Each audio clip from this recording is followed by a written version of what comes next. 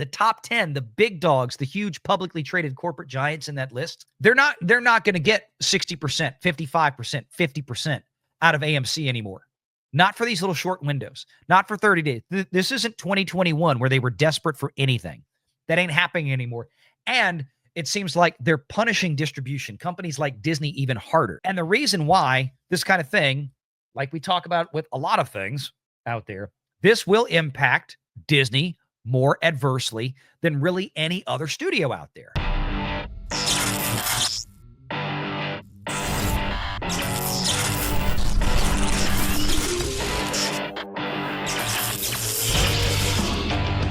Renegade Online. It's not as easy to see because they do not give us a clean breakout between U.S. and international. $473 million in the first quarter of 2025. That is January 1st to March 31st. $473 million gross revenues for AMC theaters. That is domestic and international combined. It was shite. It was really bad shite. Part of that, of course, was what some people might consider an underperformance of certain films. Captain Falcon, and don't forget Snow White came out on March 21st, right? Whatever it was. Came out before the end of the first quarter. So two big blockbusters, should have been blockbusters, did not perform adequately. But you look here, exhibition costs $200 million. Now, remember a moment ago, I told you that for all of 2024, the average, weighted average of international and domestic box office, the weighted average return to distribution, the average rentals back to studios like Disney and Sony and so on, was 48.3%, right? That, if you do the math, get out your iPhones, do it yourself, 204.8 million divided into 473.5 million. You should get a figure of about 43%. Repeat, 43. We've gone from an average of 50 or right at 50 just a few years ago. All of 2024 yielded an overall weighted average of 48.39. The first quarter of this year has yielded a weighted average of 43. I would expect that there would be a couple of percentage variance from quarter to quarter, depending on the movies that came out, depending on what international market something might have happened, blah, blah, blah, blah, blah. That's a big old freaking swing. That is a huge drop. So what that tells me, and it should tell you, like we've been telling you for years, the greater performance that you have with films, the more money that they make, the more money percentage-wise, the greater the percentage typically that exhibition is willing to share back with distribution. And obviously, exhibition was not hot in this quarter because look at what they did in 24. 473, 530 million. Now, again, depending on what comes out, the springtime does tend to be the weakest.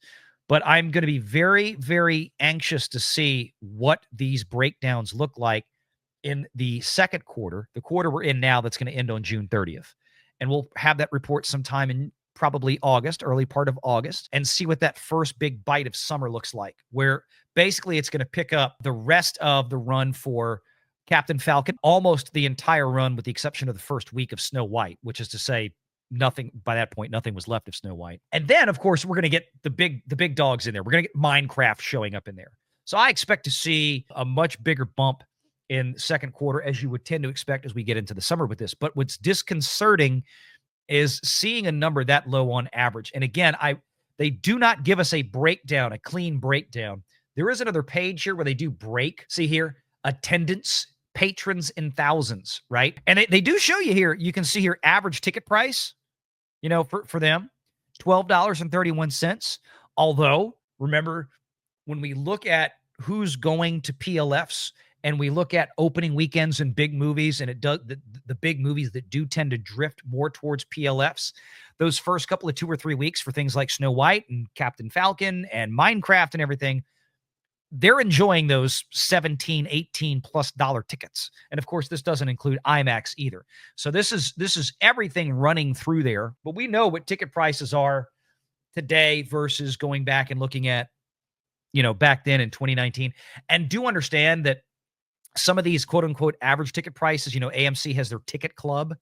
That is inclusive of some of that as well, where they have like discounted ticket prices and whatnot. But attendance, you look here, you can see the numbers. U.S. markets, a little under 27,000 showed up in the first quarter, whereas over 30,000 showed up the year before. So, I mean, that's 15%. I mean, that's a big number here. International obviously was down, but you see they can give us a little bit of consolidated stuff. There is some interesting data, although they've changed this over the years, making it more difficult to go back and really compare. But what I was looking for here was, here we go, revenues, total revenues. They had a breakdown here, but they didn't give us, I thought it was in here.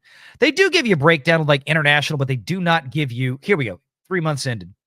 Total revenues. See, they don't tell you admissions here on a quarter-to-quarter basis. It just says total revenues, U.S., total revenues, international. And the way that they kind of tweak these numbers, you can back out some of this, but total revenues includes everything. It's the ticket prices. It's all the tickets people buy. It's the Cokes. It's the Twizzlers. It's the popcorn. It's the hot dogs. It's the full pizzas and dinners or the drink at the bar. It's everything added in. They don't break this out like we had on the annual report. So what I'm hoping is that when we get the 2025 annual report about 9 months from now, February of next year, something like that, is that they will still cast the financials in the same way with it broken out, even though they're not doing it on a quarterly basis. I wish they would, but they don't. They used to. So I wanted to bring that up because, again, it indicates that part of the reason for the Great Reset with theatrical exhibition and the reason why we see movie studios and distributors coming back to theaters and they're pushing the windows back to more normalcy, let's call it, is because of exactly what I'm showing you there on that earnings report. Because they were the theaters, the big dogs, yeah, they might be able to go squirrel 60% or 55% for a 30-day window or a 45-day window from mom and pop theater down the street that owns 2 theaters and 10 screens. There's a lot of mom and pop small exhibitioners in this country, but they represent on a weighted basis a very teeny portion of the overall industry. Okay? The top 10, the big dogs, the huge publicly traded corporate giants in that list, right? They're not going to get 60%, 55%, 50% out of AMC anymore. Not for these little short windows. Not for 30 days. This isn't 2021 where they were desperate for anything. That ain't happening anymore.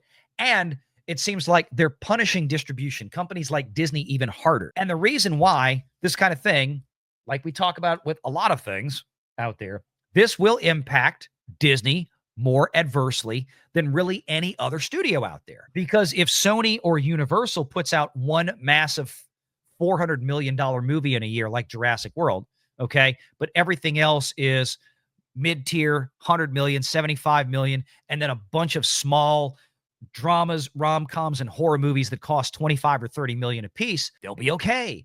But if you're Disney and you put out 5, 6, 7 pictures a year that all come with a bare ass minimum of a $200 million budget, you're screwed because there's nowhere for you to go. And like we said before, Disney's already in the hole, $500 million this year before Thunderbolts, and the payouts from AMC are going down. There's no question. They are going down, which means if they're doing it, you best believe that Marcus and everybody else are doing the same things. They're probably reducing it because, hey, we'd like to pay you more, a higher percentage, but your movie has to do one of 2 things, or preferably both. They have to stay exclusively in theaters longer than what you've been giving us the last few years, number one, before they go to streaming, because you've trained some degree of the audience out there to just wait. Like me with Sinners. I mean, if I had to wait 9 months to see Sinners, I might be more inclined to go run to the theater to see it. I'm not that super interested in it. I kind of am. We talked about it earlier, right? But it's not one of those things. Whereas in the past, I mean, even as a normie, I'd still push myself to go see some of these movies. But for something like that, I'm like, nah, I'll wait till it comes home. It's not a movie that I need to see on the big screen. I don't feel like. Now, Mission Impossible, absolutely, I will go see it. I want to go see Lilo and Stitch. That's opening up in a few weeks. And I think that movie's probably going to do, like I've been saying, $1 billion around the globe. It's actually tracking ahead of Minecraft right now. But don't let that fool you. I don't think Lilo and Stitch is going to open to 162 million because Minecraft's tracking was way out of whack. The tracking did not pick up until the night before the movie opened. And then instead of it being 60 million at opening, like everybody thought, it wound up being 162 million at opening. I don't think Lilo and Stitch is going to do that. I think Lilo and Stitch is going to open around 100 to 120 million. But if you want to get paid top dollar for Lilo and Stitch from AMC and Regal and Cinemark and Marcus Theaters and all these other guys, right? What do you need to do? You need to leave Lilo and Stitch exclusively either in theaters or at least not yet on PVOD and streaming for 90 days, period. 90 days. Will Disney do it? I don't know. And then the movie has to not suck. That's the other thing. And the movie's got to make a lot of money, right? If it hits $1 billion and it stays exclusive, it doesn't even see streaming or PVOD for 4 months or 6 months, they'll make the most money possible. But too many studios have gotten away from that. And as we've been saying for years, theatrical exhibition is going to punish them for it. And obviously, movie studios have been willing to take some of this pain now for several years, but they seem to be getting tired of it because they're starting to realize, what have we been talking about?